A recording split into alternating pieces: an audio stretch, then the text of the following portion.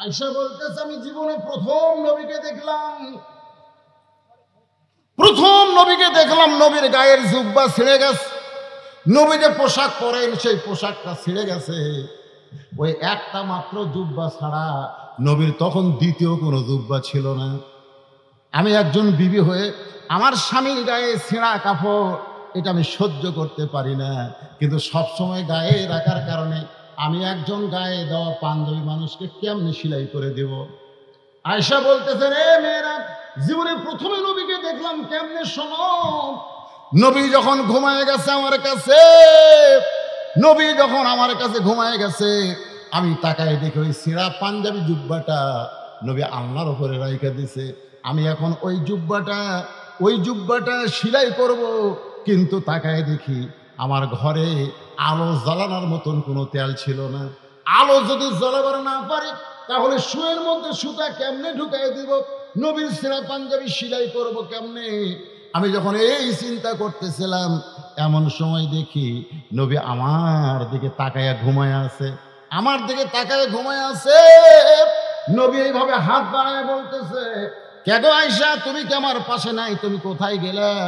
আয়েশা বলতেছে রে মেয়েরা শোনো, আমি চুপি চুপি নবীর পাঞ্জাবিটা নিয়ে আমি নবীর পাশেই দাঁড়িয়েছিলাম অন্ধকারে। রাসূল মুস্কি হাসিতে বলে, আয়েশা তুমি আমার গায়ের পাঞ্জাবি সেলাই করবা, কিন্তু ঘরে আলো নাই।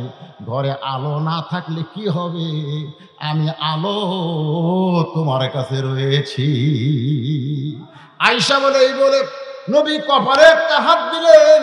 হাত দেওয়ার পরে হাতটা টান দিয়েছে, গোটা ঘর এত আলো যে একটা সুচ ঘরের মধ্যে পড়ে থাকলেও দেখা যাবে।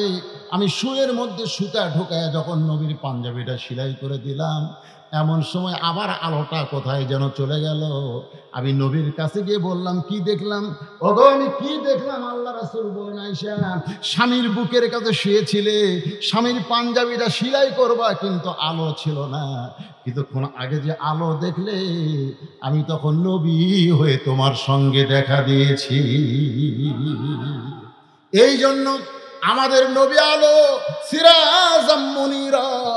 একটু মনোযোগ দিয়ে শুনবেন, সেই নবী দুনিয়াতেই রবিউল আউয়াল মাসে এসেছেন, আবার এই মাসে দুনিয়া থেকে মারা গেছেন। অনেকে বলে নবীর জন্ম মৃত্যু দিন। আমরা যারা নবীর আশেক হব, নবীর যাওয়ার দিনকে আমরা মৃত্যু দিন বলবো না, আমরা বলবো নবী বিদায় নিয়েছে। জোরে কোন কথা ঠিক কি না? নবী কি মারা গেছে নাকি? মারা গেছে। যদি মারা যায় তো আপনারা যে দরুদ পড়তেছেন, একদল ফেরেশতা আপনার মুখে দিয়ে সাল্লাল্লাহু আলাইহি সাল্লাম, এটা শেষ হওয়ার সঙ্গে সঙ্গে এই দরুদ নিয়ে রাসূলের রওজার পাশে গিয়ে হাজির হয়। ফেরেশতারা যায় রাসূলকে বলে, ইয়া রাসূলুল্লাহ, ওই যে মান্দার কি পাড়া, হ্যাঁ কয়া পাড়া, আপনার পাগল উম্মতেরা আপনার প্রতি দরুদ পড়েছে, এই দরুদগুলো জমা নেন। তো রাসূল যদি মরে যায় তাহলে দরুদ জমা দিবে কেমনে? কথাটা বুঝলেন? আমার কথা কি বুঝলেন? হ্যাঁ, একটু মনোযোগ দিয়ে শুনবেন। মেয়েরা বলতেছে, মা আরো দুইবার আপনি নবীরে কেমনে দেখলেন আমরা শুনতে চাই।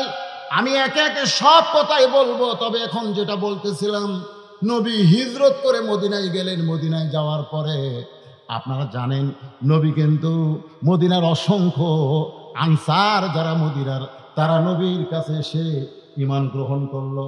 মুসলমানের সংখ্যা বাড়া শুরু হয়ে গেল। কিন্তু মক্কার আবু জেহেল, উতবা, সাইবা, আবু সুফিয়ান এদের মাথা ঘুরতেছে। কে রে, নবী যে গভীর রাত্রে মক্কা ছেড়ে মদিনায় গেল, মদিনায় যায় কি করতেছে? আচ্ছা আপনারা বলেন তো ভাই, যেই নবীকে ওরা দেখতে পারে নাই, সেই নবী ওদেরকে ওদের দেশ ছাড়িয়ে দিয়ে আর এক দেশত গেছে, তাহলে এরকে মাথা ব্যথার কারণ কি? গেছে ঝামেলা চলে গেছে। জোরে কোন ঠিক কিনা? তারপরেও আবার আবু জেহেলেরা গ্রুপেরা মিটিং করে বলতেছে, এই নবী যে মদিনাত গেল, মদিনায় যায় কি করতেছে দেখছেন? আচ্ছা আমরা বাংলাদেশে ইসলামী আন্দোলনের কর্মীরা কি করি, এই জন্য আমেরিকা মাথা ঘোরায় কেন? আমরা কি করি প্রতিবেশী ভারতের মাথা ঘুরে গেল? কারণ ওরা জানে কোরআনের আইন যদি কোনো পৃথিবীর ভূখণ্ডে চালু হয়ে যায়, ওই কোরআনের নূর দিয়ে গোটা পৃথিবী দখল হয়ে যাবে। আপনারা জানেন ওরা জানে, সেই জন্যই তো শুরু করবে প্রণাম দিয়ে। আমাকে এলাকার 2 পুলিশ আমাকে বলতে, হুজুর আমরা ওই যে পূজা পড়া দিবার যাচ্ছি, আমি বললাম প্রণাম করবো না নামাজ পড়বো? কি যে বিপদ হুজুর, আপনারা হাজার হাজার মানুষ ওয়াজ করেন, আমাকেও যাওয়া লাগে না। আরে 3 ঠ্যাক 1 গুণে 10 হাত বানিয়ে থতে ওকে আবার পড়া দেওয়া লাগে। তা আমি এক পুলিশ চৌকিদারে বললাম কি হয়, কিছুক্ষণ পর পর আসে। আমি বললাম ভালোই তো প্রণাম করলো রে, কিন্তু দশমীর দিনে আবার কি করে, ও যে বাঁশ দিয়ে খোকা বাঁশ দেব ওরই পাশা আবার যাক প্রণাম করলো তাকে আবার লাটতে লাটতে দিয়ে জোরে করে কথা কর না কেন, যাক প্রণাম করলো তাকে আবার লাটতে লাটতে ভেঙে ফেলে দিল।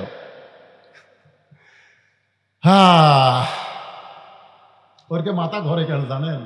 ওরকে মাথা ঘরে এই কারণে যে কোরআনের রাষ্ট্র যদি বাংলাদেশে চালু হয়ে যায়,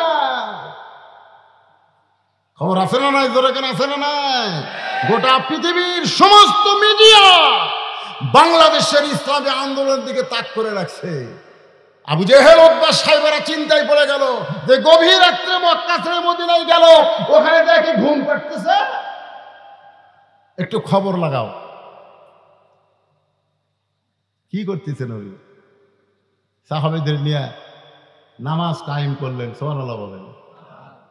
মান আহসানু কাওলাম মিম্মান দাআ ইলাল্লাহ, এই কোরআনের দাওয়াতে আমি বাইরে যাব। খাদিজাতুল কুবরা বললেন এখন বাইরে যাওয়ার পরিবেশ নেই, আপনি ঘরের মধ্যেই কোরআন চুপি চুপি পড়েন।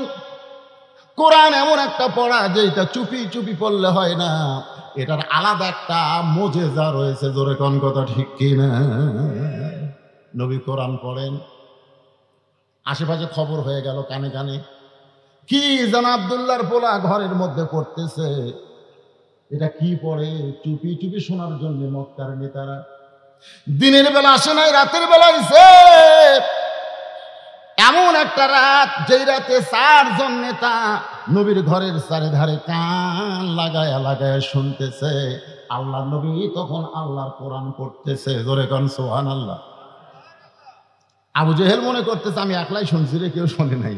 এই মনে করে যখন নবী কোরআন তেলাওয়াত শেষ করছে, অন্ধকারে যাবার চাইছে। যেই যাবার চাইছে আবু সুফিয়ানের সাথে বাজে গেছে। আবু সুফিয়ান কয় নেতা আপনি? তুমি? আমি তো কোরআন শুরু করেছি, আমিও তো একই অবস্থা। এই 2 নেতা যখন কথাবার্তা বলতেছে, ইতিমধ্যে উতবা সাহেবা গিয়ে হাজির। আপনারা মুরব্বীরা কি করেন? বলে গভীর রাত্রে কোরআন তেলাওয়াত শুনলাম। আমরাও শুনছি। আবু জেহেল বলতেছে এই দেখেন আবু জেহেলের কথা, কি সুন্দর কোরআনের বাণী রে, মনে হয় সারা রাত দাঁড়িয়ে দাঁড়িয়ে শুনি। সুবহানাল্লাহ কবেন না? আবু জেহেলের মতন কাট্টা কাফের বলতেছে কি সুন্দর কোরআনের বাণী, মনে হয় সারা রাত দাঁড়িয়ে দাঁড়িয়ে শুনি। এই যে দেখেন দাঁড়িয়ে দাঁড়িয়ে শুনতেছে। দোকান ঠিক কিনা? তাই বলে মনে করো না যে তোমরা আবু জেহেল, তা না। মানে কোরআনের এমন একটা আকর্ষণ যে রাত পড়ে যাচ্ছে, ওরা জানলার কাছে দাঁড়িয়ে দাঁড়িয়ে শুনতেছে। আবু সুফিয়ান কাফেরদের মধ্যে সবচাইতে বেশি চালাক। এই জন্য আবু সুফিয়ান ছিল আবু জেহেলের উকিল। উকিল বোঝেন? উকিল। আবু সুফিয়ান বলতেছে যে ঘরের মধ্যে তো পড়তেছে, আমরা চোরের মতন শুনতেছি। এ কোরআন নিয়ে যদি বাইরে আসে, মানে পড়তে পড়তে এই কোরআন নিয়ে যদি বাহিরে আসে, তাহলে খবর কি? আবু জেহেল বলতেছে আবু সুফিয়ান খবরদার এই কথা বলিস না, কোরআন বাহিরে আসলে আমাদের মতন ভুয়া নেতাদের নেতৃত্ব আর সমাজে চলবে না। মারাত্মক কথা। কোরআন যদি বাহিরে আসে, বাংলাদেশে যারা আবু জেহেলের দোসর, ওই ভুয়া নেতাদের নেতৃত্ব 90% মুসলমানের দেশে চলবে না। জোরে কোন কথা ঠিক? আল্লাহ রাসূল 13 বছর এই কোরআনের দাওয়াত দিলেন। 13 বছরে মুসলমানের সংখ্যা হলো 319 জন। কোন কিতাবে লিখছে মাত্র 320 জন। 13 বছর মুসলমানের সংখ্যা কত? আপনারা একটু হোহা করেন না কেন বাবা? 320 জন 13 বছরে। মক্কার ইসলামের সাইজটা দেখুন। মক্কার ইসলামটা কত দুর্বল ইসলাম যে 13 বছরে 320 জন মুসলমান হয়েছে, তার মধ্যে 18 জনকে ওরা পিটাই মারিছে। তার মধ্যে 18 জনকে কি করে মারছে? পিটা মারছে, যেটা সুমাইয়াক মারছে, ইয়াসারক মারছে। এইরকম 18 জন সাহাবীকে তারা পিটা মারিছে, মানুষের সামনে পিটা মারিছে। এখন যেরকম বাংলাদেশে পিটাই মারতেছে লগি বইটা দিয়ে, জোরে কোন কথা ঠিক কিনা বোঝেন না?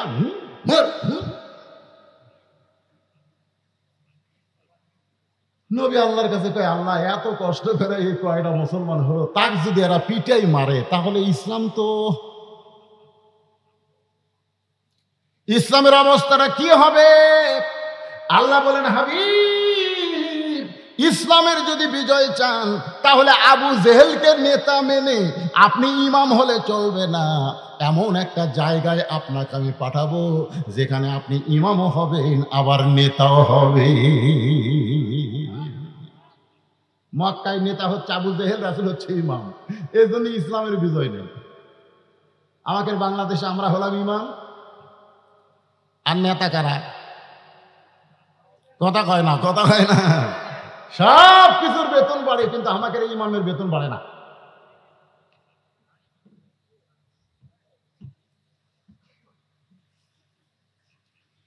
আপনাকে মসজিদের ইমামের বেতন গত বছর যা ছিল, মসজিদে তো উন্নয়ন করবেন, মাহফিলটাই তো মসজিদের উন্নয়ন করবেন। তো ইমামের বেতন, ইমাম সাহেব কি এখানে আছে না? ইমামক দাওয়াত দেননি আপনারা? কুটি ইমাম বারে ঘুম পাড়তেছে নাকি? কোনটা ইমাম? হাত তোলো তো বাবা। মাশাআল্লাহ, খুব সাইদা লাগে আমাদের। তো ইমামের বেতন গত বছর ছিল 86 টাকা কেজি সোয়াবিন তেল, এ বছর তো 200 টাকা লাগছে। আপনারা কি বেতন সেই হিসাবে বাড়াচ্ছেন? এই শোনেন, কথা শোনেন, বাজারে গোস্তের দাম বাড়লো, মাছের দাম বাড়লো, ডালের দাম বাড়লো, তেলের দাম বাড়লো, ইমামের বেতন বাড়লো না। ওই ইমামের পিছনে একটা দাম মাকরু হবে, মাকরু। ইমামের বেতন বাড়ানোর দরকার আছে না? জোরে করে আছে না?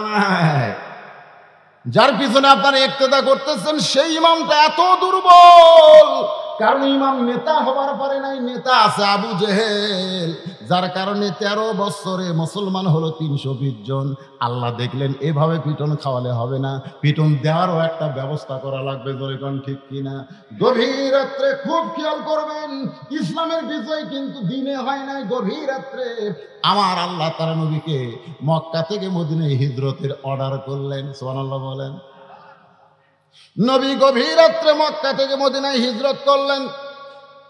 হিজরতের বহু কাহিনী, আমি সেই কাহিনী বলতেছি না, আমি শুধু বলবো রবিউল আউয়াল মাসে আমার নবীকে গ্রহণ করতে হলে আমাদের কদ্দূর পর্যন্ত একটু আলোচনা শোনা দরকার। আপনারা কি বিরক্ত হচ্ছেন? তো মাহফিল কমিটি কি বিরক্ত হলো নাকি? আমাকে বলছে হুজুর চাদর দিতে হবে, সেটা এখনই দিব?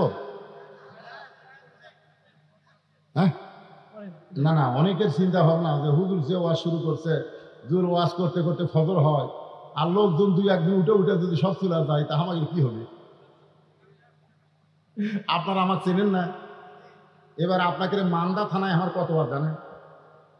চিনেন বলেই তো এত দাওয়াত দিচ্ছেন। আমি কোনো জায়গা তো ওয়াজ ছুঁয়ে যাই না, যতক্ষণ আপনারা সামনে বসে থাকবেন ওয়াজ আমি কমপ্লিট করে যাই। জোরে কোন ঠিক, কথা কোন ঠিক, কথা কোন না?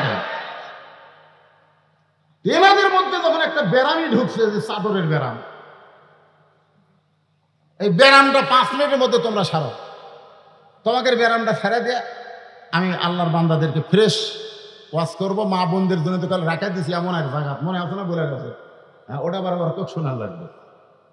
আমি কোনো ওয়াজ ভুলি না, আল্লাহ ভুলাই না, সব আলোচনা হবে। এই চাদর পাটিরা কোথায় গেল? ভিতরে ঢোকো, ঢোকো, ব্যাগ নিয়ে ঢোকে। হ্যাঁ দেন, যার যা খুশি, একজন ওঠেন না, ওঠেন না, ওঠেন না।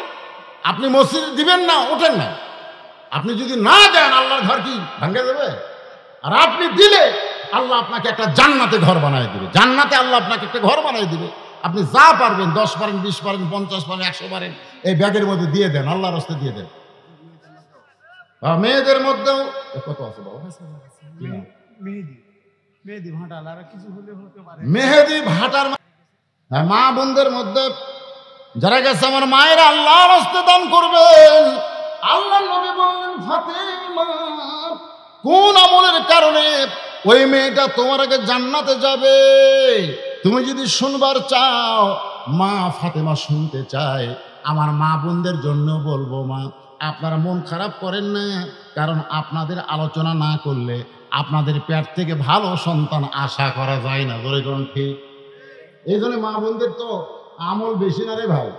আল্লাহ রাসূল বলেছে মেয়েরা মাত্র 4টা আমল করবে। এই ফাঁকা জায়গাগুলো পুরো করে বসলে কি হয়? যারা দাঁড়িয়ে আছেন এই সুযোগ আপনারা বসেন, যারা গেছে চলে গেছে। ধানের ঠিবে সবগুলা কি ধান? কি সবগুলা কি ধান? ধান তো না, চিটা আছে, চিটা আছে। চিটা নিয়ে আপনি কি করবেন? বাতাস দেওয়া লাগবে। এ ব্যাগ দিছি মানে বাতাস দিছি, বাতাস দেওয়াতে চিটাগুলো সব উঠে গেছে, এখন ধানগুলো সব আছে। তো ধানগুলো একটু জমে জমে বসেন, যদি যেখানে কাদা আছে কাদা বাদ দিয়ে একটু জমে জমে বসেন, মাঝখানে যেন শয়তান বসার চান্স না পায়।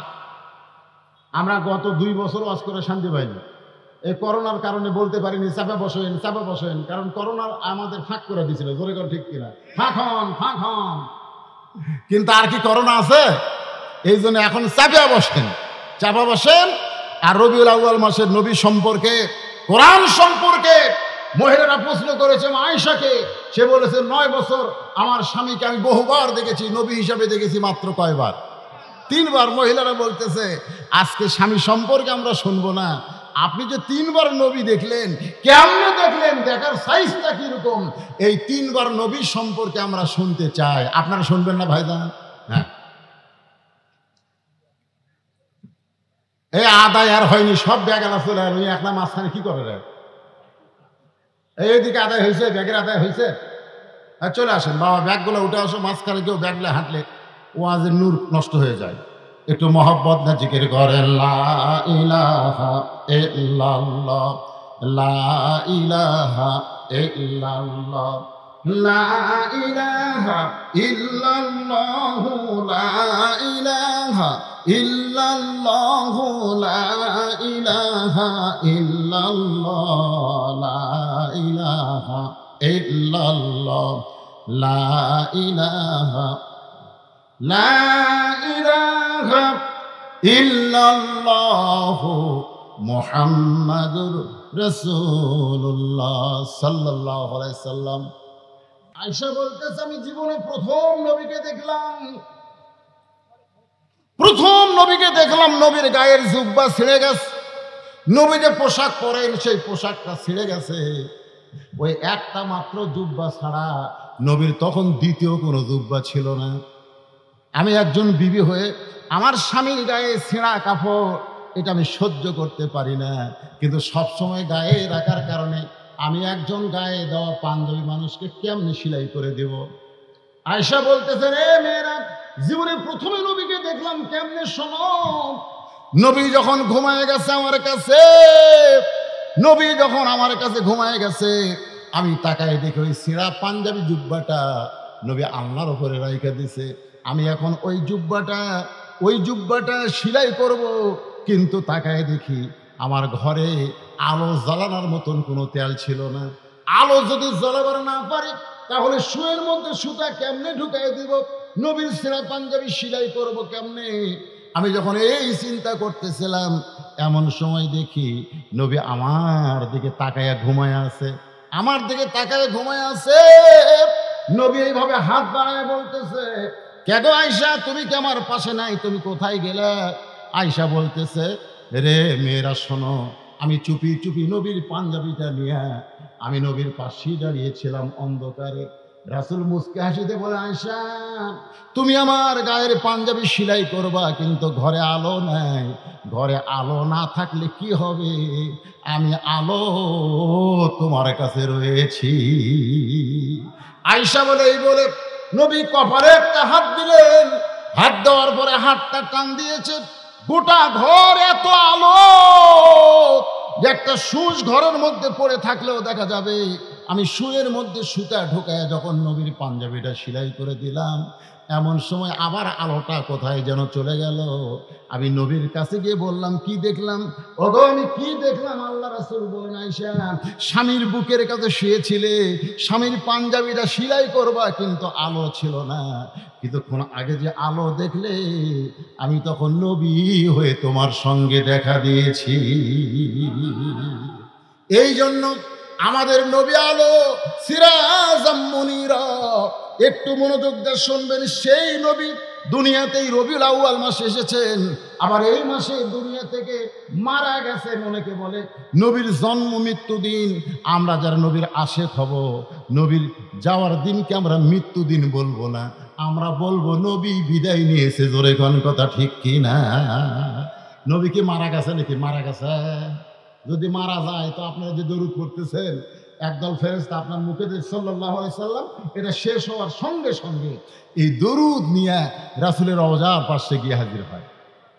ফেরেশতারা যায় রাসূলকে বলে, ইয়া রাসূলুল্লাহ, ওই যে মান্দার কি পাড়া, হ্যাঁ কয়া পাড়া, আপনার পাগল উম্মতেরা আপনার প্রতি দরুদ পড়েছে, এই দরুদগুলো জমা নেন।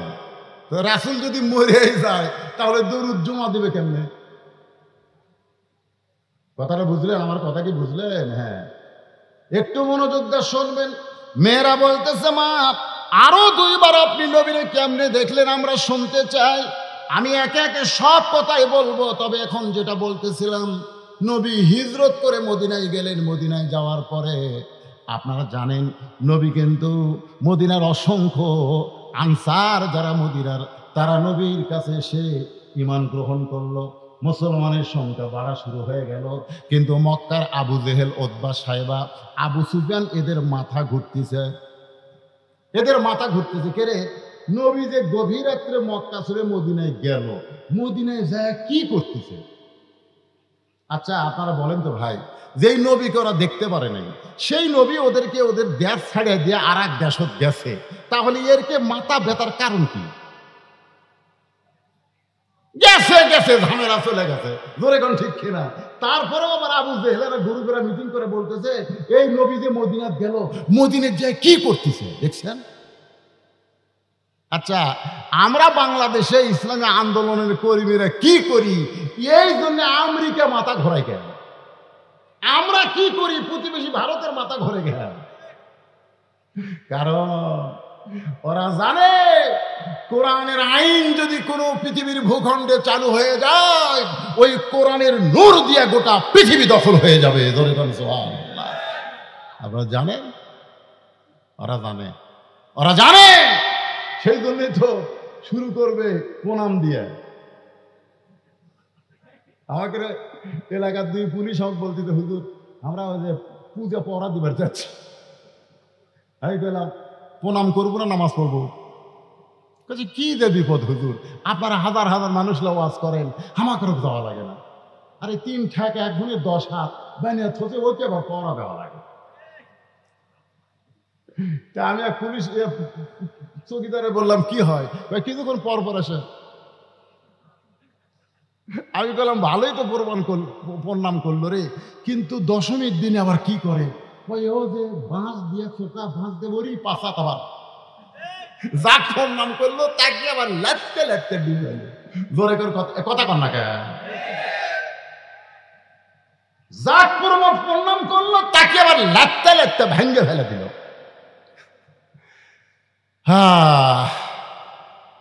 ওরকে মাথা ঘরে কেন জানেন? ওরকে মাথা ঘরে এই কারণে যে কোরআনের রাষ্ট্র যদি বাংলাদেশে চালু হয়ে যায়, খবর আছে না নাই? জোরে কেন আছে না নাই? গোটা পৃথিবীর সমস্ত মিডিয়া বাংলাদেশের ইসলামী আন্দোলনের দিকে তাক করে রাখছে।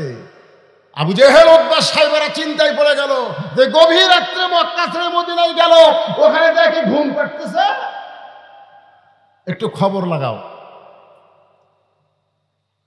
কি করতেছে নবী। সাহাবীদের নিয়ে নামাজ কায়েম করলেন। সুবহানাল্লাহ বলেন। মক্কা কিন্তু নামাজ পাশে, নবুয়তের 10ম বৎসরে মেরাজ হয়েছে, রাসূল নামাজ পাশে 5 ওয়াক্ত, কিন্তু নামাজের কায়েম কিন্তু মক্কাত হয়নি। আমাদের বাংলাদেশেও নামাজ কায়েম কোনোদিন হবে না যতদিন আবু জেহেল নেতা থাকবে। জোরে কোন কথা ঠিক কিনা? কোনোদিন হবে না। যতই মসজিদ বানান নামাজ কায়েম হবে না। খালি কয় হুজুর দোতলা করা লাগবে, দোতলা করা লাগবে। কেন দোতলা করে? হুজুর এত মুসল্লি ধরে না তো, এই জন্য একতলা থেকে দোতলা। তা আমি কইলাম ফজরের খবর কি? কয় এক কাতারে হয় না। জোহরের খবর কি? কয় কোনো মতো এক কাতার। আসরের খবর কি? কয় ফজরের মতোই। মাগরিবের খবর কি? 1.5 কাতার হয় হুজুর। এশার খবর কি? কয় ফজরটা এশাও তাই। তো মসজিদের মধ্যে কয় কাতার আছে? কয় 9 কাতার। তো 9 কাতারের এখনো 2 কাতারে হয়নি, তাহলে দোতলা করবে কেন? তখন একজন সাইড থেকে বলতে যে হুজুর দোতলা করার কারণ হলো ওই যে জুমার দিনে সবার শেষে এসে আগে যায়, ওই শালাকের জন্য দোতলা করা লাগতেছে। ওই শালা, ওরা কিন্তু মুসল্লি না, ওরা হলো শালা। ধরে কোন ওরা কি? আরে ওই তো শালা কইছে। আল্লাহ কোরআনে বলেছে ফাওয়াইলুল লিল মুসাল্লিন, এরা নামাজি নয়, এরা নামাজের নামে ঠাট্টাকারী। ধরে কোন কথা ঠিক কিনা? আমাদের বাংলাদেশে নামাজ কায়েম হবে না। 2-4 জন বুড়া ভাঙ্গা চূড়া মসজিদের যায় সিয়াল দিয়ে, ওই গোটা মান্দা ঘুরে ঘুরে বাজার করে। ওই মান্দা ব্রিজ থেকে হাঁটে হাঁটে রিক্সা ভাড়ার ভয়ে বাড়িতে আসে, আর মসজিদে ঢুকে কয় আমার সিয়ার কুটি রে, ওর সিয়ার কুটি রে। যে মেশিন সবসময় চলে না, হঠাৎ 2 বছর পর যদি মেশিন চলাবার দামি চলবি, ওর বল বিয়ারিং সব জাম মারছে। ওই যৌবন করে নামাজ পড়েনি, ওর হাঁটুর বিয়ারিং টিয়ারিং সব জাম মারছে। ওই জাম মারার কারণে সিয়ার ধরছে। সিয়ার বার করে দেন, সিয়ার একটাও থা চলবে না মসজিদে। কি মন খারাপ করতেছেন? আল্লাহ রাসূল আসরের নামাজের পর সাহাবীর দিকে মুখ ঘুরাইছেন। একটু মদিনার কথা শোনেন, আমার নবীর জীবনী শোনেন। আসরের নামাজের পরে সাহাবীর দিকে মুখ ঘুরাইছেন। সমস্ত সাহাবীদের নিয়ে নবী আলোচনা করতেছেন, সাহাবীরা শুনতেছেন। এমন সময় ফেরেশতা জিবরাইল হাজির। সুবহানাল্লাহ। ফেরেশতা জিবরাইল এসে বলতেছে, ইয়া আইয়ুহান নাবিয়্যু হারজিল মুমিনিনা আলাল কিতাল। আল্লাহু আকবার বলেন না। নবী গো, খালি নামাজের ওয়াজ, রোজার ওয়াজ, তাসবিহ তাহলিলের ওয়াজ করলে হবে না। আপনি কি জানেন যে আপনি মক্কা ছেড়ে মদিনায় হিজরত করেছেন? মক্কার কাফেররা বসে নাই, যে কোনো সময় এরা মদিনা আক্রমণ করতে পারে। আর মদিনা যদি আক্রমণ করে, আপনি দোয়া দিয়া, দরুদ দিয়া, নামাজ দিয়া, রোজা দিয়া আপনি মদিনা বাঁচাবার পারবেন না। মদিনা বাঁচাতে হলে এদেরকে স্ট্যান্ডিং আর্মির মতন গড়ে তুলতে হবে। ওই কাফের বেঈমানদের বিরুদ্ধে লড়াই করতে হবে। ইয়া আইয়ুহান নাবিয়্যু হারজিল, হার্স মানে বোঝেন? হার্স মানে সৈন্য।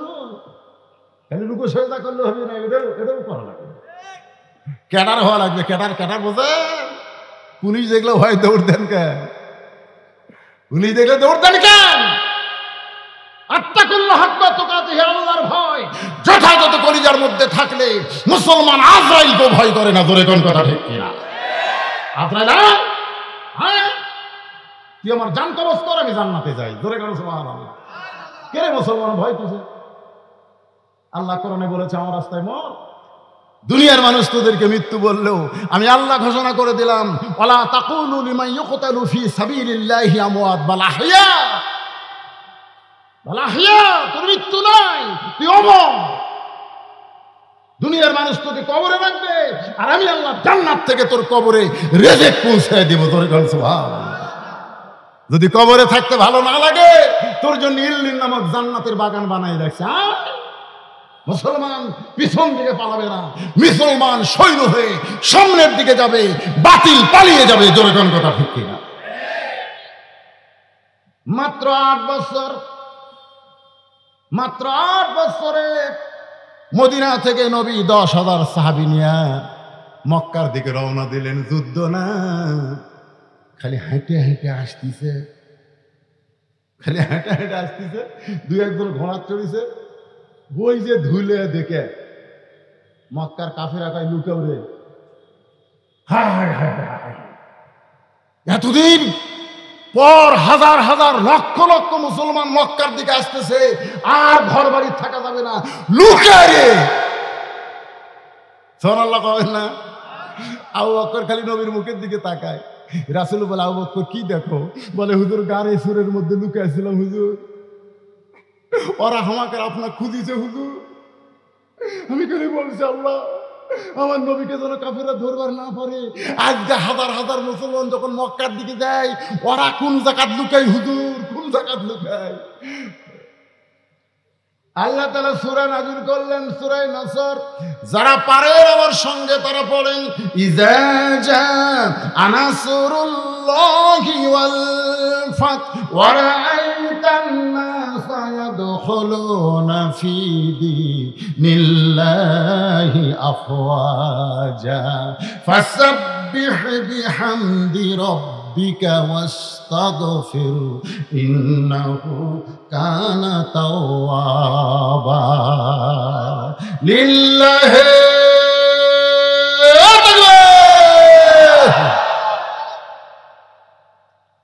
নাই রে, কেউ নাই। আল্লাহ রাসূল কাবা ঘরে উঠলেন। কাবা ঘর উঁচু জায়গা, উঠে বললেন, এই মক্কার লোকেরা, আমি একদিন গভীর রাত্রে মক্কা ছেড়ে মদিনায় হিজরত করেছি, তোদেরকে পালান লাগবে না। তোরা যতই যুদ্ধ অপরাধী হ, আমি রাসূল তোদেরকে মাফ করে দিলাম, ফাঁসি দিব না। সুবহানাল্লাহ। আমি রাসূল, ইসলাম মাফ করা, ইসলাম মাফ করা। 40 বছর পর ফাঁসি দেওয়ার নাম ইসলাম না। কাবা ঘরের উপর উঠে রাসূল বললেন, মাফ করে দিলাম রে। এ আবু জেহেলের বেটা ইকরাম ইবনে জাহেল, যে উহুদের ময়দানে নেতৃত্ব দিয়ে আমার দান শহীদ করেছিস, তোকে মাফ করে দিলাম। রে আবু সুফিয়ান, উহুদের ময়দানে তুই নেতা হয়েছিলিস, তোকে মাফ করে দিলাম। রে হিন্দা, আমার চাচা আমির হামজার কলিজা চাবায় খাইছিস, তোরে মাফ করে দিলাম। জোরে বল সুবহানাল্লাহ। হাসি, হ্যাঁ, মিথ্যা সাক্ষী দিয়ে হাসি দেয়। মাফ করে দিছে। রাসূল কাবার উপর থেকে দেখে এক বুড়ি মানুষ টোপলা লিয়া পড়ে আর হাই রে বুড়ি রে, বুড়ির চাইতে টোপলা বড়। আল্লাহ রাসূল কয়, আমি আলামিন, আবু জেহেল ডিগ্রি দিছে, সেই নবী মাফ করে দিলাম, তারপরে বিশ্বাস নাই। নবী কাবা ঘর থেকে নেমে দৌড়ে গিয়ে বুড়িটার সামনে গিয়ে বললেন, বুড়িমা, আপনি এরকম এত বড় হাই টোপলা নিয়ে কোথায় যান? বুড়ি বলতেছে, বাবা তুমি জানো না, আব্দুল্লাহ এতিম পোলা মদিনা থেকে মক্কাতে সে যাকে পাচ্ছে তাকে মারতেছে। মিডিয়া ভুল প্রচার করছে। টুপিওয়ালারা জঙ্গি। সিনেমার মধ্যে হুমায়ুন ফরিদি, মস্ত বড় টুপি মুখর দাড়ি। এই শালা এটিএম শামসুজ্জামান, ইয়া বড় টুপি মুখর দাড়ি, জুব্বা করে মেয়ে মানুষ দেখলে চোখ মারে। ওরা মিডিয়া সিনেমা দেখে আসা কয়, হুজুরাই লুচ্চারে, হুজুরাই লুচ্চারে। আপনারা কম তো এটিএম শামসুজ্জামান কি হুজুর, হুমায়ুন ফরিদি কি হুজুর? এই শালারা তো লুচ্ছে, হুজুরের পোশাক করে। এখন ওইটা দেখে যুবকেরা কয়, বজরুল রশিদ মনে হয় তা। আল্লাহ নবী বললেন, বুড়িমা, আপনি যে কথা শুনেছেন সেইটা ঠিক নয়। আব্দুল্লাহ এতিম পোলাকে কি আপনি কোনোদিন দেখছেন? আপনি যদি তাকে দেখতেন তাহলে এমন কথা বলতে পারতেন না। বুড়ি বলতে যে, বালাই সাত, খবরদার আব্দুল্লাহ এতিম পোলার কথা আমার কাছে বলিস না বাবা, ওর নাম শুনলে আমি হার্ট ফেল করবো। এত ভয় খাওয়া কাছে, এত মিডিয়া খারাপ প্রচার করছে আমার নবীর চরিত্র নিয়ে। নাম বলিস না, নাম শুনলে হার্ট ফেল। আল্লাহ রাসূল বলে, বুড়িমা, তাহলে টোপলা তো টানতে পারতেছেন না, আমি আপনার কুলি হইয়া কোথায় যাবেন সেই পর্যন্ত আপনাকে টোপলা পৌঁছায় দিব। বুড়ি বলতেছে, তুই কোন মায়ের সন্তান রে? তোর মা ভালো, তোর বাবা ভালো। আমার পেটের 4টা সন্তান, আমার পেটের 4টা সন্তান আব্দুলের এতিম পোলা ভয়ে হামাক ছাড়িয়া দৌড় মারছে। আমি বলছি, ও বাবা, এ বাবা, আমি তোরকে বুড়ি মারে আমার সাথে নে। আমার ছেলেরা বলতেছে, বুড়ি তুই মর, তোর টানবে, আমরা মরবো নাকি? আমার সন্তানের আমার ছেড়ে গেল, আর তুই কার মায়ের সন্তান আমার টোপলা টানবি? আল্লাহ রাসূল টোপলা মাথায় নিছে। বুড়ি বলতেছে, টোপলা নিয়ে কি পালায়ে যাবি? এই বললেন, পালাবো কেন, হাত ধরেন, হাত ধরেন। তালদার পালাচ্ছি না। বুড়ি কয়, যাক বারে, কুলিও পেলাম, লাঠিও পেলাম। জোরে কোন সুবহানাল্লাহ। নবী আমার কুলি হয়েছে, বুড়ির লাঠি হয়েছে। পাহাড়ের গুহা পর্যন্ত এসে বলতেছে, বাবা এটা হলো নিরাপদ এলাকা, এই গুহার মধ্যে আমি থাকতে চাই, আমার অসংখ্য লোক এই পাহাড়ের গুহার মধ্যে লুকিয়ে আছে, আমি এইখানে লুকাবার চাই। আল্লাহ নবী গুহার মধ্যে বুড়িটার টোপলা দিয়া বলে, বুড়িমা তাহলে আপনি থাকেন, আমি এখন চলে যাব। বুড়ি বলতেছে, বাবা তুমি তো চলে যাবা, যাওয়ার সময় আমি তোমাকে একটা উপহার দেবার চাই। বলে, কি উপহার দেবেন? বলেন, আমার টোপলার মধ্যে একটা ছুরি রয়েছে, আমার টোপলার মধ্যে একটা ধারালো ছুরি রয়েছে, এই ছুরিটা আমি গোপনে রাইখা দিছি, যদি আব্দুল্লাহর এতিম পোলারে পাইতাম তাহলে এর বুক বরাবর আমি বসায় দিতাম। আমি আব্দুল্লাহর পোলারে পাইনি, তুমি যদি পাও এই ছুরিখানা তার বুকে বসায় দিও। নবী বুড়িটার ছুরি নিয়ে কান্দের বলে, মাবুদ, মক্কার মিডিয়া রাহমাতুল্লিল আলামিনকে এমন ভাবে প্রচার করেছে একটা বুড়ি পর্যন্ত তার বুকে ছুরি মারতে চায়। এখনো পৃথিবীর সব মিডিয়া কার দখলে? ওই ইহুদি খ্রিস্টান হিন্দুকের দখলে। ধরে করে কত কথা কর না কেন? এখন কিছু মিডিয়া আমাদের ওয়াজে রেকর্ড করতেছে। হ্যাঁ, এর জন্য দোয়া করার দরকার আছে না নাই? এরা কোনো গানের অনুষ্ঠানে যায় না, এরা বক্তাকে খুঁজে খুঁজে বক্তার ওয়াজগুলো এরকম মিডিয়ায় ছাড়তেছে, যার কারণে বদরশিদে আজকে বাংলার লোক দেখতেছে। আমাদের বাংলাদেশের লোকেরা লন্ডন যারা আছে, আমেরিকা যারা আছে, ব্রিটেন ফ্রান্সে যারা আছে, সৌদি আরব দুবাই যারাই আছে, তারা কিন্তু আমার ওয়াজ দেখতেছে। ধরে কোন কথা ঠিক কথা কণ্ঠে। তার মোটামুটি এই মিডিয়াটা আছে, কিন্তু পেপার টেপার যা আছে ওরা মাত্র 4 জন মেয়ে মানুষ বাড়ে দাদির মতন গামছা কাপ দিছে ঢাকা ভার্সিটি। কয়জন? 4 জন মেয়ে মানুষ বলতেছে ওরা পোশাকের স্বাধীনতা চাই। 40টা মিডিয়ামকে ধরে আসে, ওইটা আবার বিশাল স্পেশাল ভাবে টেলিভিশনে খবর করতেছে। 4 জন ন্যাংটা মেয়ের খবর টিভি দেয়, আর আমার মতন বক্তা হাজার হাজার মানুষ নামাজ করে, এই খবর কোনদিন বাংলার মিডিয়া দেখায় না। ধরে কোন কথা ঠিক? এ কথা কন না কেন? আল্লাহ রাসূল ছুরিটা নিয়ে কাঁদতেছে। বুড়ি বলে, বাবা যদি তোমার ভয় লাগে তাহলে তুমি আমার সঙ্গে গুহার মধ্যে থাকো, তোমাকে যাওয়া লাগবে না বাবা, আমার টোপলার মধ্যে অনেক খাবার আছে, আমরা 2 জন মিলে খাবার চাই। নবী কান্দের বলে, বুড়িমা আপনি যাকে মারার জন্য ছুরিটা আমার হাতে দিলেন, আমি সেই আব্দুল্লাহর এতিম পোলা। বুড়ি কান্দে আর চিল্লায় বলে, পাহাড়ের গুহার মধ্যে কে কোথায় লুকে আছো, বের হও। আর লুকিয়ে থেকো না, লুকিয়ে থাকার জন্য নয়, বরং বের হয়ে তাকায় দেখো, যেই মানুষটার ভয়ে আমরা লুকাইছি সেই মানুষটার চাইতে ভালো কোনো মানুষ দুনিয়াতে না।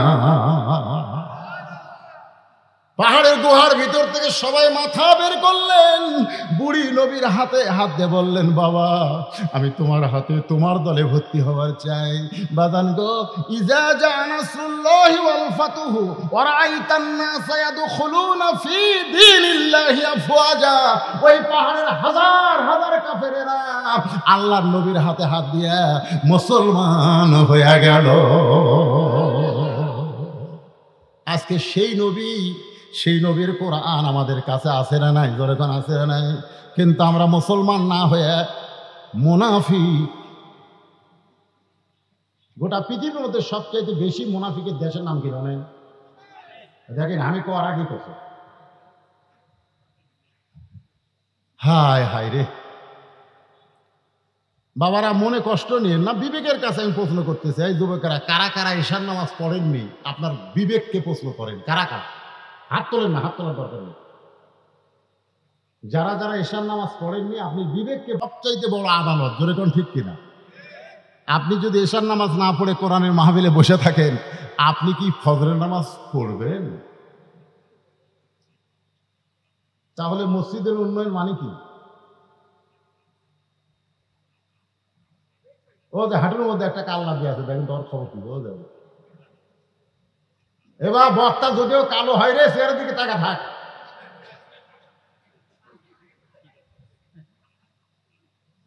কি ভাল লাগতেছে না? তাকায় থাকেন। আমার মা বোনদের জন্য 4 লাইন ওয়াজ করার দরকার আছে না নাই?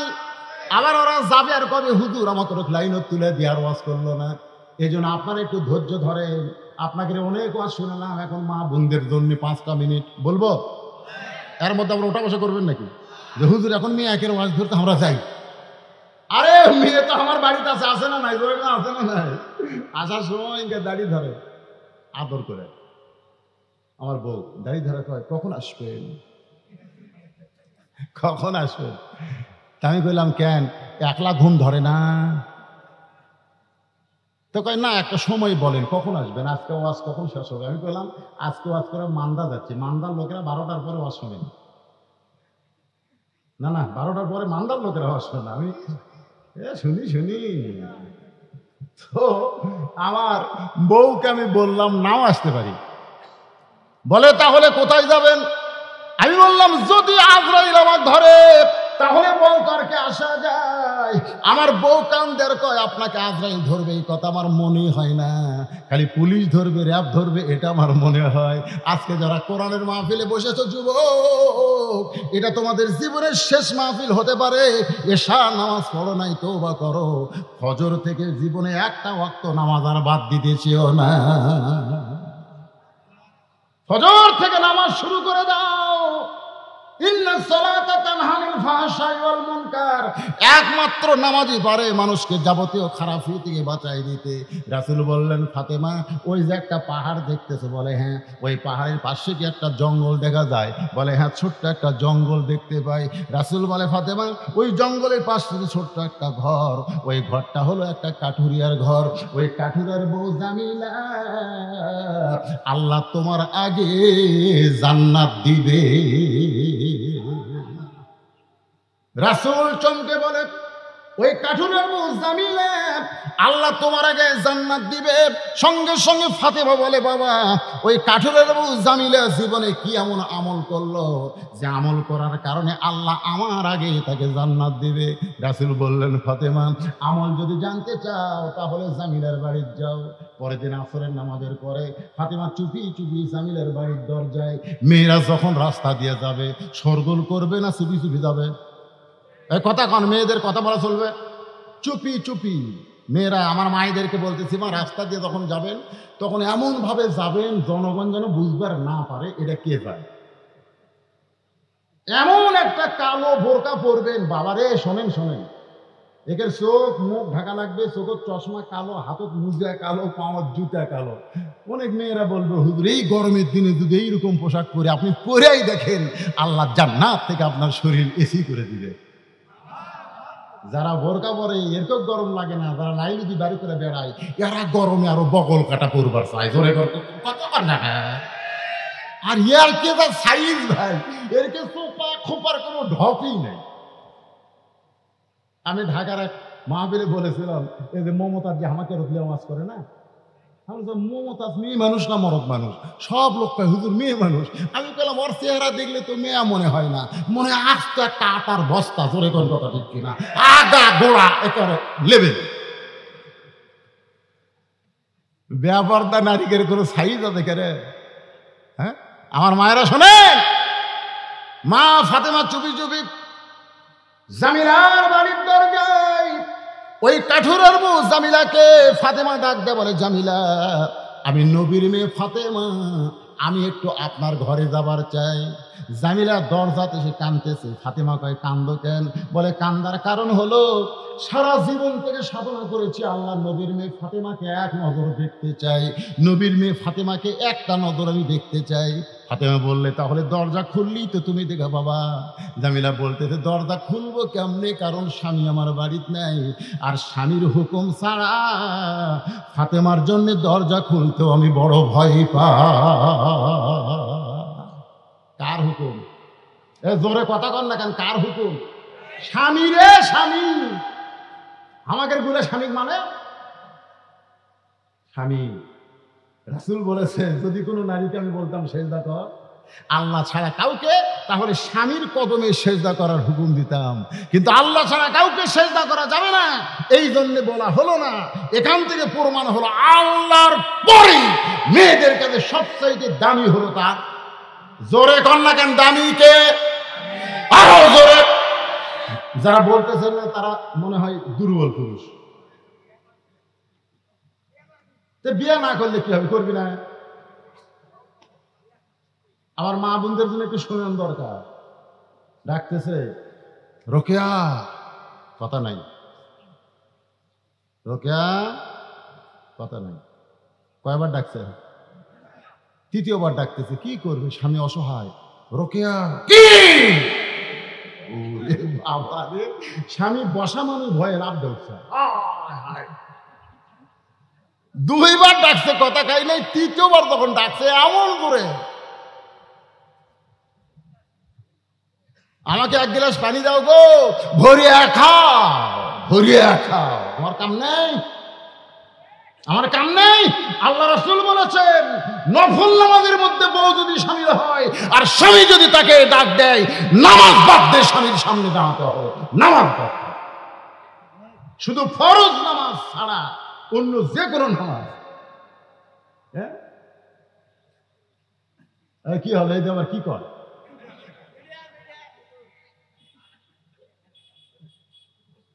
গোসল করার আগে দুপুর বেলায় বউকে বলতেছে, আসো গো, রাত্রে তোমারও ঘুম বেশি, আমারও ঘুম বেশি, দিনের বেলা একটু লুটুলুটু খেলি। বউ বলতেছে, আমি রোজা আছি, আমি রোজা। রোজা আছে, স্বামী জানাইনি। আমি মায়েদের পায়ে হাত দিয়ে বলতেছি, নফল নামাজ, নফল রোজা স্বামীর হুকুম ছাড়া করা যাবে? জোরে কন করা যাবে? না শব্দ জোরে কন, করা যাবে? ফাতেমা চমকে উঠে বলতেছে, জামিলা, তাহলে কি তুমি দরজা খুলবা না? জামিলা বলতেছে, আজকের মতো আপনি ফেরত যান, আজকের মতো ফেরত যান, আগামীকাল এই সময় আসবেন, দরজা খুলে দিব। কারণ স্বামী যখন কাঠ বিক্রি করে বাড়িতে আসবে, স্বামীর কাছ থেকে দরজা খোলার হুকুম নিব। ফাতেমা মনে মনে কয়, আল্লাহ রে, এটা কেমন বউ রে, স্বামীর হুকুম নাই দেখে হামাক ঘুরে দিচ্ছে। কাক ঘুরে দিচ্ছে? খাতুনে জান্নাত ঘুরে দিচ্ছে, স্বামীর হুকুম নাই। পরদিন ফাতেমা আবার চুপি চুপি, কি আমলের কারণে আমার আগে জান্নাতে যাবে জানা লাগবে না? পরের দিন আবার চুপি চুপি যেই বের হয়েছে, হোসাইন পিছন থেকে ডাক দেওয়া, বলে, মা গতকাল কোথায় গেছিলেন, আজকে আমি যাবো। একলা একলা তো ভালোই ঘুরতেছে। ফাতেমা দেখলো হোসাইন তো যে যে কি করবে, হোসাইনকে সঙ্গে নিয়ে গেছে। দরজার কাছে যা হোসাইন বলতেছে, মা, এই ভাঙ্গা বাড়ির দরজা আপনি গতকাল আসছেন, আবার আজকে পাচ্ছেন? ফাতেমা বলতেছে, জামিলা দরজা খুলে দাও। জামিলা বলতেছে, দরজা খোলার জন্য 1 ঘন্টা হলে দাঁড়িয়ে আছে, কিন্তু খোলা যাচ্ছে না। ফাতেমা বললেন, খোলা যাবে না কেন? বলে, কে যেন বললো, মা, মা, ওই সন্তানকে নিয়ে যদি ঢুকতে চান তাহলে আজকের মতো আপনি ফেরত যান, আর সন্তানকে বাইরে রেখে যদি আপনি একা ঢোকার শর্ত দেন তাহলে আমি দরজা খুলবো। কারণ আমার স্বামী শুধু আপনার ব্যাপারে অনুমতি দিছে, আপনি সন্তান নিয়ে আসবেন সেই অনুমতি আমার স্বামীর কাছ থেকে নেওয়া হয় নাই। ফাতেমা বলতেছে, খুব ছোট রে, কেবল 4 বছর, 4 বছরের বাচ্চা, কিছু বুঝবি না। জামিলা বলতেছে, আপনি খাতুনে জান্নাত হতে পারেন, কিন্তু ফতুয়া কম বোঝেন, ফতুয়া কম বোঝেন, 4 বছরের বাচ্চা বুঝবি না। আল্লাহ রাসূল বলেছেন, তোমার সন্তান যতদিন তোমার দুধ পান করবে ততদিন সন্তানের সামনে স্বামী স্ত্রী মহব্বত করো, অসুবিধা নেই। আমার কথা কি বুঝতে পারলেন? 2 বছর পর্যন্ত সন্তান মায়ের কি পান করে? দুধ পান করে। সন্তান দুধ পান করার বয়সে সন্তান যদি ঘরের মধ্যে থাকে, আপনি আপনার বউকে আদর করেন, সোহাগ করেন, সন্তান দেখবি ঠিকই, বুঝবি না। কিন্তু যেই দুধ ছাড়ার বয়স হয়েছে 2.5 বছর, তখন সন্তান ঘরের মধ্যে চেতন থাকলে আপনি যদি আপনার বউকে আদর করেন, ওই বাইরে এসে বলতে পারে, আব্বা তাই মাছ চাটা ঢুকছিল রে, বলতে পারে। চিন্তা করে দেখেন, নিজের 2.5 বছরের বাচ্চার সামনে আমার হালাল বউকে আমি আদর করতে পারবো না। আর 14ই ফেব্রুয়ারি ভ্যালেন্টাইন ডে কলেজ ভার্সিটি পার্কে মনে কাতি বেশা কুত্তে জোড়া লাগছে। বাংলাদেশে আর নতুন একটা খবর হলো, ইডেন কলেজ। কি কলেজ? ছেলে, বাবা আর চাচা গেছে মেয়ে দেখতে, মেয়ে দেখা পছন্দ হয়ে গেছে। তো তো বাবা যা হাদিয়া টাকা টুকা দিছে, দিয়ে এখন বলতেছে মেয়ের বাপকে যে আপনার মেয়েকে আমাদের পছন্দ হয়েছে। তো ছেলে আর বাপ চাচা যখন আসতেছে তখন ছেলে বলতেছে আব্বা পছন্দ তো করলেন, কিন্তু মেয়েটা কোন কলেজে পড়ে শোনা লাগবে। তো বলে বাবা তা তুই শোনান। তো ছেলে যায় মেয়ে বলতেছে আপনার তো আমার বাপ মা পছন্দ করছে, তা আপনি কোন কলেজে পড়েন? মেয়ে কছে ইডেন। যে ইডেন কছে ভাই উনি এত জোরে দরজা ভেঙে গেছে। বাপ কয় কেড়ে দৌড়েস খেয়ে ইডেন কলেজে যারা পড়ে এরা হলো ব্যবসা, ওর বিয়ে করে কোনো লাভ নেই, বিয়ের আগে ওরকে কামটা সব হয়ে যায়।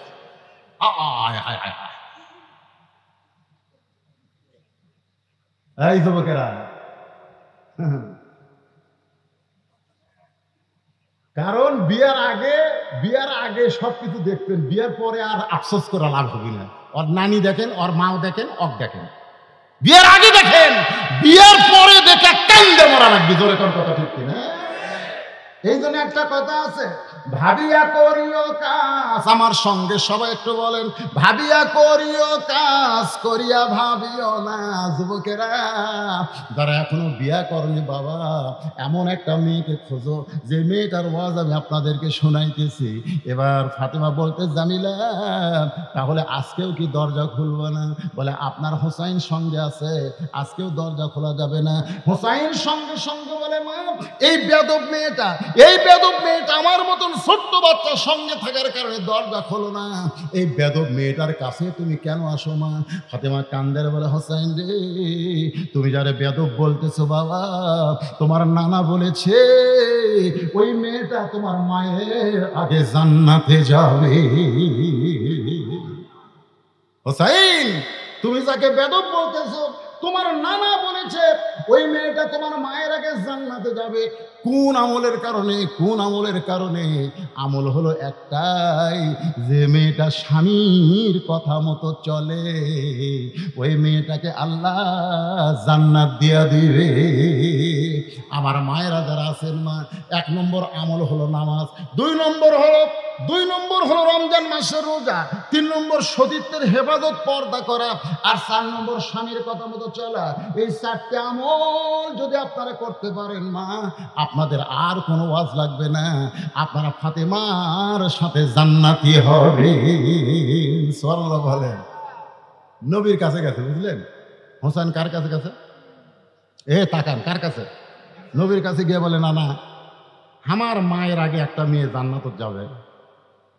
তুমি কইছো কি আমল করে যা খোঁজ নাও। খোঁজ নেওয়া লাগবে কেন? দুনিয়ার যত কিছু আগে তোমার কাছে আসে, তারপরে মানুষের কাছে প্রচার হয়, ঠিক কিনা বলেন? আল্লাহ রাসূল এই যে কোরআন শরীফ দেখতেছেন, এটা আগে কার কাছে আইছে? রাসূলের কাছে। এমন ভাবে নবীর হাত ধরছে, এভাবে হাত চাপে ধরে বলতেছে না কোন আমলের কারণে কাঠুরের বল জামিলা আমার মায়ের আগে জান্নাত যাবে না বলা পর্যন্ত আমি হাতই ছাড়বো না। নবীর হাত ধরেনি তো, নানার হাত ধরছে। আমার নবী হলো বিশ্ব নানা, ধরে এখন সুবহানাল্লাহ, সবচাইতে ভালো নানা, এমন ভাবে হাত ধরছে। নবী ডাক দিয়ে চালিয়ে আলী দৌড়ে এসে বলে হুজুর কি হয়েছে?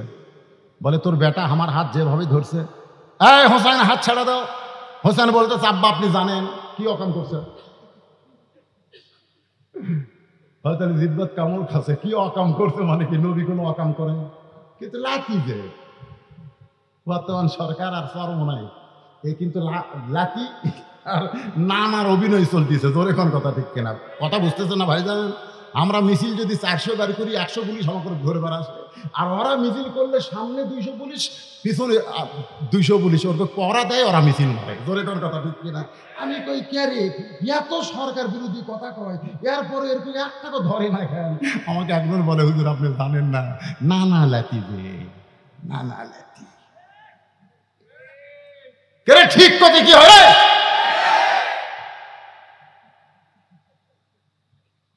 ও শেষ করবো 12টা বাচ্চা, কিন্তু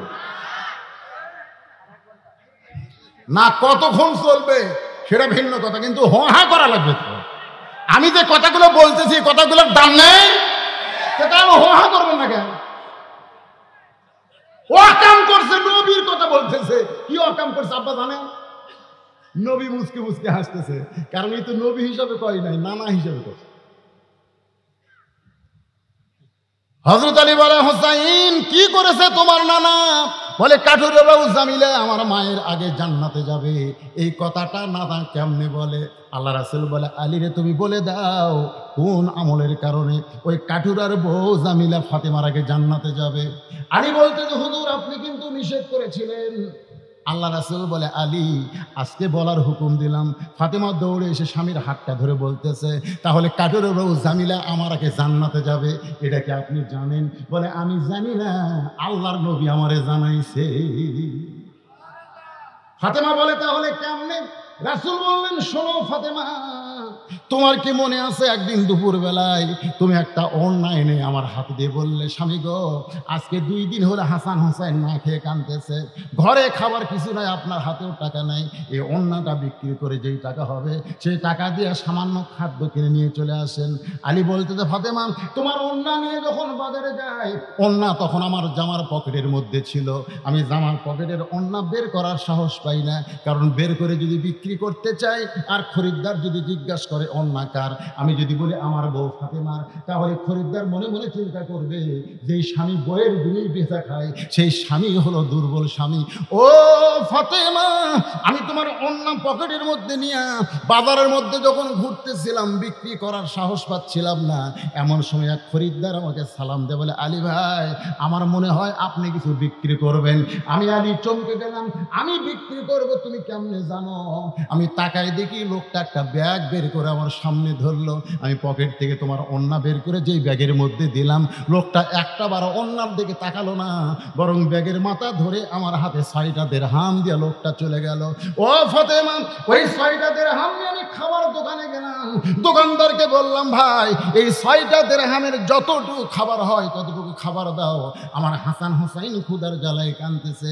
দোকানদার 6 দিরহামের খাবার টোপলা করে যেই মাত্র আমার হাতে দিবার চায়, এমন সময় এক সায়েলকারী ফকির এসে আমাকে সালাম দেয়, বলে, আলী রে আজকে 3 দিন হলে আমার বাড়িতে কোনো খাবার নাই, ও আলী যদি পারো তাহলে আল্লাহর রাস্তায় একটু দান করো।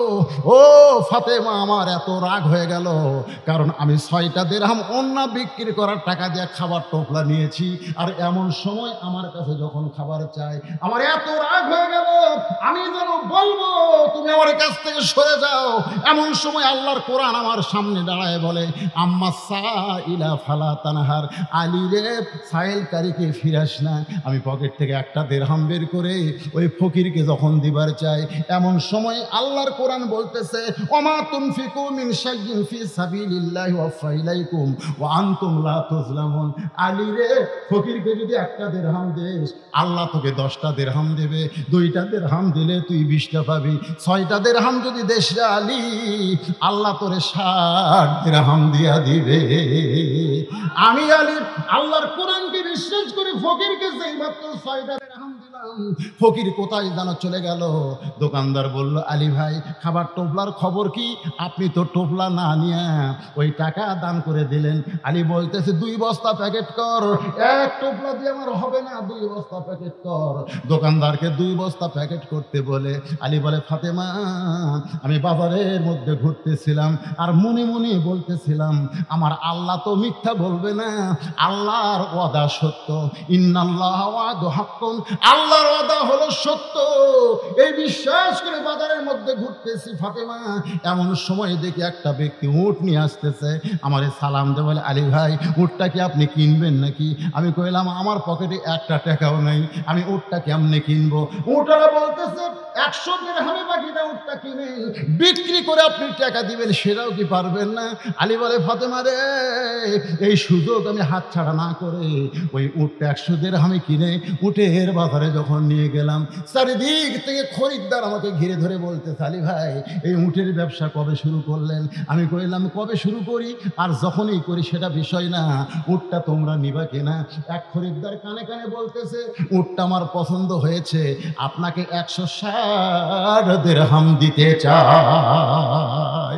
আলী বলে, ফাতেমা ওই 100 দিরহাম ওটালাকে দিয়া বাকি 60টা দিরহাম দিয়া 2 2 বস্তা খাবার, 1 বস্তা কান্দে আর 1 বস্তা হাতে করে যখন দরজায়, তোমার কি মনে আছে তুমি দরজা বন্ধ করে দিলে? আমি বললাম ফাতেমা দরজা খোলো, তুমি শুধু বললা অন্না বিক্রি করে টাকা দিয়া 1 টোকলা খাবার হবে, 2 বস্তা খাবার কোথায় পাইলেন? যতক্ষণ 2 বস্তা খাবারের কথা না বলবেন ততক্ষণ আমি ফাতেমা দরজা খুলবো না। আর রিজালু কাওয়ামুনা আলান নিসা, আল্লাহর কোরআন বলতেছে পুরুষেরা নারীদের উপরে থাকবে। ফাতেমা দরজা না খুললে আমি বলবো না। ফাতেমা বলতেছে আপনি না বললে দরজা খুলবো না। ও ফাতেমা, তোমার কি মনে আছে তুমি যখন দরজা খুললেই না? কারণ তুমি এমন একজন নারী, তুমি এমন একজন বউ, স্বামী কেমনে কামাই করে কুত থেকে নিয়ে আসে, বেতন পায় 5,000 আর বাসা ভাড়া 10,000, প্রত্যেক বাজার ইলিশ কিনে আনে, এই শালাতে ঘুষ খায়, এটা বইয়ের ধরার দরকার আছে না নাই? দরকার আছে না নাই? তুমি এমন বউ যে অন্য বিক্রয়ের টাকা দিয়ে 1 টোকলা হবে, তুমি 2 বস্তা দেখে যখন দরজাই খুললে না, তখন আমি কান্দের হাতে বস্তা রাগ করে আল্লাহর নবীর দরবারে, আমি যখন নবীর দরবারে, তখন নবী বসেছিলেন, আমাকে দেখি নবী দাঁড়িয়ে গেলেন, আমার কাঁধ থেকে বস্তা নামায় নিলেন, হাত থেকে বস্তা নামায় নিলেন। আমি বললাম নবী গো, আপনি এত ভালো, অথচ আপনার মেয়ে ফাতেমা দরজা খুললো না। আপনি আমার কাঁধ থেকে বস্তা নামায় নিলেন, কিন্তু আপনার মেয়ে ফাতেমা দরজা খুললো না। রাসূল মুস্কে হাসিতে বলে, আলী রে, যদি ফাতেমা দরজা খুলতো তাহলে তুমি কি আমার কাছে আসতে? তাই না? তা তো আসতাম না। তো দরজা খোলেনি, না খোলার কারণে তুমি আমার কাছে আইছো। এখন তুমি বলো তো, তোমার কাছ থেকে অন্য কে কিনছে? আলী কয়, হুজুর আমি তো জানি না। তোমার কাছ থেকে যে ফকির ভিক্ষা লিছে সেই ফকিরের খবর কি? আলী কয়, হুজুর আমি তো জানি না। তোমার কাছে যে মুঠ বিক্রি করলো আর যে মুঠ কিনলো, এর কি খবর জানা আছে? আলী বলতে তো হুজুর আমি কিছুই জানি না। রাসূল বললেন, জানবা, কারণ আনা মাদিনাতুল ইলমে ও আলিউ বাবুহা, আমি হচ্ছে ইলমের শহর আর তুমি হচ্ছে তার দরওয়াজা। জোরে কর সুবহানাল্লাহ। কে রে, ফাতেমার ওন্না দুনিয়ার কোনো মানুষ কিনতে পারে? হ্যাঁ, ফাতেমা হলো পর্দানিশী, তার ওন্না ফাতেমা না বুঝে তোমাকে বিক্রি করে দিতে পারে, কিন্তু দুনিয়ার কোনো মানুষ কিনতে পারে ফাতেমার ওন্না? এক আলী ছাড়া দুনিয়ার কোনো পুরুষ লাগবে পারবে? এই জন্য আমি আল্লাহ ফেরেশতা পাঠাবো, 6 দিরহাম দিয়ে যাও, ফাতেমার ওন্না কিনে জান্নাতে জমা দাও। ফাতেমার ওন্না জান্নাতে আছে, নবী বলতেছে ওই 6 দিরহাম তোমার দিছে। তুমি যখন খাবার কিনবার গেছো তখন আল্লাহ তাআলা বলতেছে, আল্লাযী খালাকাকুম, আল্লাহ সূরা মুলকের মধ্যে বলতেছেন, তাবারাকাল্লাযী বিয়াদিহিল মুলকু ওয়া হুয়া আলা কুল্লি শাইইন কাদির, আল্লাযী খালাকাল মাউতা ওয়াল হায়াতা লিয়াবলুয়াকুম আইয়ুকুম আহসানু আমালা। ধরে কর সুবহানাল্লাহ। আল্লাহ কয়, ফেরেশতা যা ওই 6 দিরহাম দিয়া। ফেরেশতাকে আল্লাহ 6 দিরহাম দিয়ে হাসান হোসেনের খাবার কিনতেছে। আল্লাহ বলতেছে, যারা আমার বান্দা হবে তাদের কাছে সন্তান আগে না, দুনিয়া আগে না, তাদের কাছে আল্লাহ আগে। জোরে কর সুবহানাল্লাহ। লিয়াবলুয়াকুম, পরীক্ষা হবে, পরীক্ষা। দেখি আজকে পরীক্ষা, আলী কাক ভালোবাসে। ফেরেশতা ফকির হয়ে তোমার কাছ থেকে 6টা দিরহাম নিয়ে গেছে। ওই 6টা দিরহাম যখন নিয়ে যায়, ফেরেশতা কান্দা দেখে আল্লাহ কয়, কান্দিস কেন? বলে, আল্লাহ সন্তানের জন্য খাবার কিনবার চাইছিল আর সেইটা ফকির হয়ে নিয়ে আসলাম। আল্লাহ কয়, এতই যদি দয়া হয় তাহলে যেই উটের পিঠে চড়ে ফাতেমা জান্নাতে যাবে ওই উটটা বিক্রি হবে যা। ওই ফেরেশতা উটটা বিক্রি করছে। 100 দিরহাম বাকিতে আবার 160 দিরহাম কিনেছে। 100 দিরহাম তারে দেওয়ার পরে বাকি 60 দিরহাম দিয়ে 2 বস্তা খাবার কিনেছ। ফাতেমা চিল্লায় বলে, বাবা ওয়াজ তো ভালোই করতেছেন, কিন্তু জামিলা আমার আগে জান্নাতে কেমনে যাবে? আল্লাহ রাসূল বলতেছে, আলী বলো বলো। আলী বলতেছে, ফাতেমা শোনো, আল্লাহ তুমি জান্নাতি নারীদের নেত্রী হওয়ার কারণে তোমাকে হাঁটে হাঁটে জান্নাত দিবে না। জান্নাতি নারীদের নেত্রী হওয়ার কারণে আল্লাহ তোমাকে উটের পিঠে করে জান্নাতে নিয়ে যাবে। জোরে কোন সুবহানাল্লাহ। কিন্তু উটটা জান্নাতে একেবারে নিকটতম এসে থমকে দাঁড়াবে। ফেরেশতা বলবে, আল্লাহ উট এমন জায়গাতে এসে দাঁড়ালো, এখান থেকে জান্নাতে তো পাওয়া যায় না। আল্লাহ বলতেছে, উট যদি না যায় টেনে টেনে নিয়ে যাওয়া লাগবে।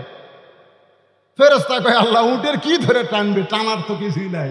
আল্লাহ তখন বলবে, আলী বলতেছে, আল্লাহ বলবে, ওই যে ফাতেমার ওন্না আছে, ওই ওন্নাটা উটের গলায় লাগায় দাও। আলী বলে, ফাতেমা তোমার ওড়নাটা উটের গলায় যখন লাগানো হবে,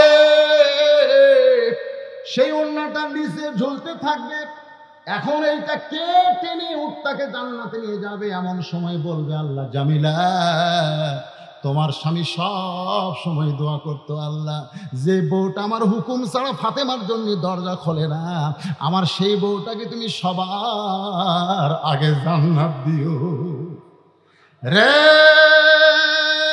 ফাতেমা। আল্লাহ স্বামীর দোয়া কবুল করে ওই জামিলাকে সবার আগে জান্নাতে কেমনে দিবে, কারণ তুমি হলা খাতুনে জান্নাত। তখন আল্লাহ বলবে, উটের ওই ওন্নাটা টেনে টেনে ফাতেমাকে জান্নাতে নিয়ে যাও। তুমি মনে করবে আমি জান্নাতে যাচ্ছি, কিন্তু তোমার পা, উটের পা পিঠ থেকে মাটিতে পড়ার আগে, জান্নাতে পড়ার আগে ওই জামিলার পা জান্নাতে চলে যাবে। আপনারা বলেন তো, এই আলোচনার মধ্যে মা বোনদের পর্দার কথা আছে না নাই? স্বামীর কথা মানার কথা আছে না নাই? হ্যাঁ, এই মা বোনদের জন্য একটা কমপ্লিট ওয়াজ আল্লাহ রাস্তা আমি দিয়ে দিলাম। আমার মায়েরা যারা কষ্ট করে বসে আছেন, মা স্বামীকে মানবেন, স্টার জলসা দেখবেন না, জি বাংলা দেখবেন না। আর স্বামীগুলোকে আমি বলতেছি, বাবা দরকার হলে প্যালাস দিয়ে ডিশের লাইন কাটে দাও, যদি বগলে জান্নাতে যাওয়ার চাও। আল্লাহ পাক আমাদের সকলের জন্য কবুল করুক। সকলে বলে আল্লাহুম্মা আমিন। বাজান উঠা বসা করেন না বাজান, প্রথম মাহফিল রে, নানা ধরনের বিপদ আপদ মুসিবত আসতে পারে। আমরা একটা আল্লাহর কাছে সম্মিলিত দোয়া করব, অসুবিধা আছে? ইস্তেগফার ওয়া আস্তাগফিরুল্লাহ আস্তাগফিরুল্লাহাল্লাযী লা ইলাহা ইল্লা হুয়াল হাইয়ুল কাইয়্যুম ওয়া আতুবু ইলাইহি লা হাওলা ওয়া লা কুওয়াতা ইল্লা বিল্লাহিল আলিয়্যিল আযীম। ভাইজান এই যে শোনেন, একটা অন্ধ হাফেজ এক চিনেন আপনারা? যারা ইউটিউব দেখেন তারা দেখবেন মাঝে মধ্যে ওকে আমার সঙ্গে দেখা যায়, ও মাঝে মধ্যে দুই একটা মাহফিল আমার সঙ্গে যায়। আজকে আমার সঙ্গে আসে না, একা একা আইছে। এখানে মাগরিবের পরে কিছু সময় ওয়াজ করেছে, অন্ধ মানুষ। আমিনকাস সালাম তাবারাকতা ইয়া যাল জালালি ওয়াল ইকরাম। আয় আল্লাহ তাআলা, কঠিন গরমকে উপেক্ষা করে কদ্দমাক্ত মাটির উপরে তোমার বান্দারা ঘন্টার পর ঘন্টা বসে আলোচনা শুনেছি। আল্লাহ মেহেরবানি করে আজকের মাহফিল আমাদের সকলের হেদায়েতের জন্য, নাজাতের জন্য, জান্নাতের জন্য কবুল করে নাও। আল্লাহ যারা কষ্ট করে মেহনত করে আজকের এই জান্নাতের বাগান লাগাইছে, আল্লাহ তাদের কষ্টগুলোকে জান্নাতের বিনিময়ে কবুল করে নাও। আল্লাহ এই মসজিদকে কিয়ামত পর্যন্ত কবুল করে নাও। তোমার ঘর মসজিদকে মহব্বত করে নগদে বাকিতে যারা দান করেছে, আল্লাহ তাদের দানগুলোকে জান্নাতের বিনিময় হিসেবে কবুল করো। আল্লাহ আমাদের মধ্যে যারা অসুস্থ আছে, আল্লাহ সুস্থ করো, অভাবকে মোচন করো। যাদের বাপ মা কবরে চলে গেছে, রব্বির হামহুমা কামা রব্বায়ানি সগীরা, বাপ মার কবরকে জান্নাতের টুকরা বানিয়ে দাও। আল্লাহ যে আলোচনাটুকু এতক্ষণ করা হলো, আল্লাহ আল্লাহ আমরা নবীকে মহব্বত করি, নবীর আদর্শ আমাদেরকে কবুল করার তৌফিক দিয়ে দাও। আল্লাহ যুবকদেরকে 5 ওয়াক্ত নামাজি বানায় দাও, মা বোনদেরকে পর্দা নিশাবেদা সালিহা কবুল করে নাও। যে যা নিয়ত করে হাত তুলেছে, আল্লাহ সকলের নেক নিয়ত নেক আশা কবুল করো। আজকের মাহফিলের সম্মানিত সভাপতি, সহসভাপতি, প্রধান অতিথি, বিশেষ অতিথি, সম্মানিত অতিথিবৃন্দ যারা আলেম ওলামা, হাফেজ কারি, ইমাম মুয়াজ্জিন, হাজী সাহেব, আল্লাহ সকলকেই তুমি কবুল করো। আল্লাহ সুবহানা রাব্বিকা রাব্বিল ইজ্জাতি আম্মা ইয়াসিফুন ওয়া সালামুন আলাল মুরসালিন ওয়ালহামদুলিল্লাহি রাব্বিল আলামিন। ওয়াজাল আখিরা কালামিনা ইনদাল মাউতি লা ইলাহা ইল্লাল্লাহু মুহাম্মাদুর রাসূলুল্লাহ।